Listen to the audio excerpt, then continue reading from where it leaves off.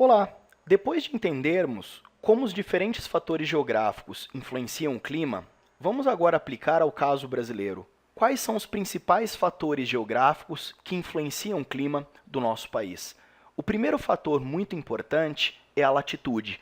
Lembrando que o Brasil é um país com grande extensão latitudinal, com grande extensão no sentido norte-sul. Você deve lembrar também que as áreas mais próximas ao Equador apresentam maior luminosidade, por isso que as temperaturas elas são maiores. Conforme nos afastamos do Equador em direção aos polos, a temperatura ela diminui. A maior parte do território brasileiro está situado na zona intertropical, ou seja, nessa região entre os trópicos, justamente a zona cálida, a região mais quente da Terra.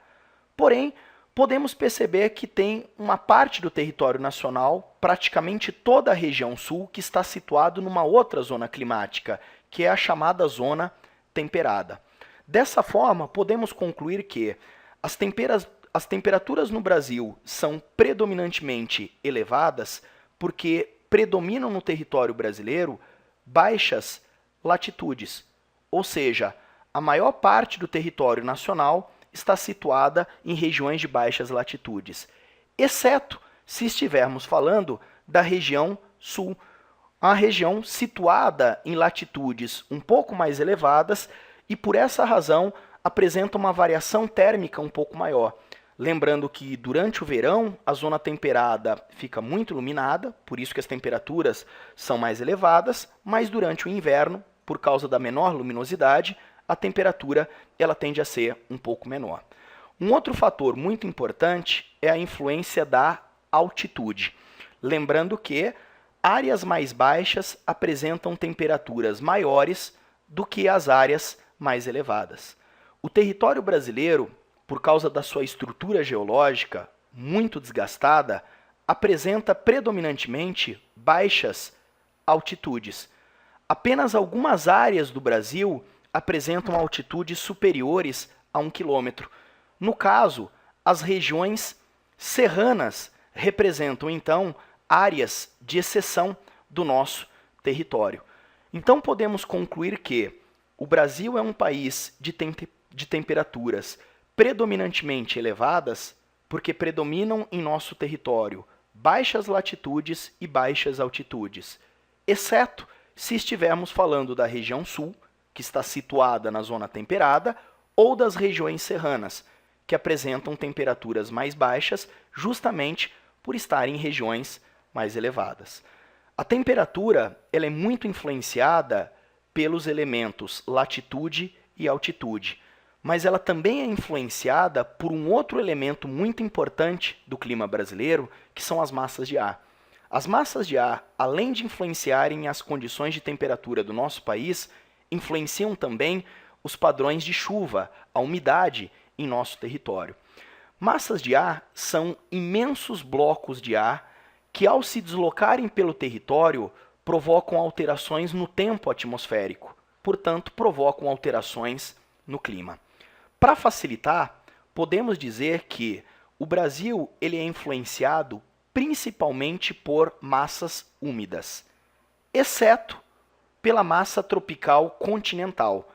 Essa é a única massa seca que atua no território nacional. Justamente durante o inverno, essa massa ela é responsável pela diminuição da umidade relativa do ar nessa área mais central do nosso território.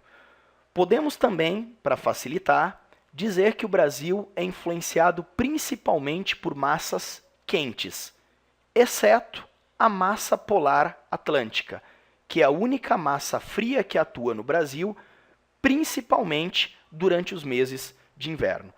Durante os meses de inverno, essa massa ela ganha força e consegue chegar até a Amazônia Ocidental, provocando uma queda brusca da temperatura, um fenômeno conhecido como friagem. Quando essa massa passa por essas áreas mais centrais do território, ela provoca um outro fenômeno conhecido como geadas. As geadas representam o congelamento do orvalho, daquelas gotinhas na superfície da planta. As geadas causam muitos prejuízos nas lavouras das áreas afetadas.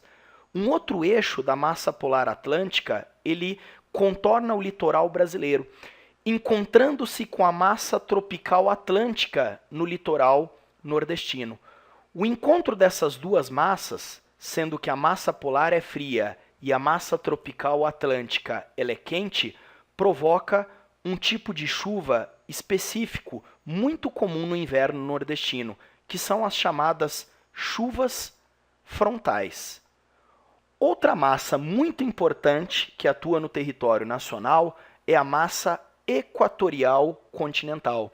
Como você pode perceber, a atuação dessa massa ela é muito mais intensa durante o verão do que no inverno.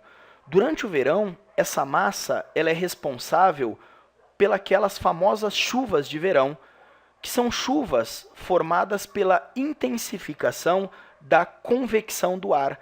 Daí o nome chuvas convectivas. Uma outra massa que atua bastante no nosso verão é a tropical atlântica. Essa massa, especialmente no litoral da região sudeste, ela provoca um outro tipo de chuva, as chamadas chuvas orográficas ou chuvas de relevo. Chuvas provocadas pela barreira da Serra do Mar.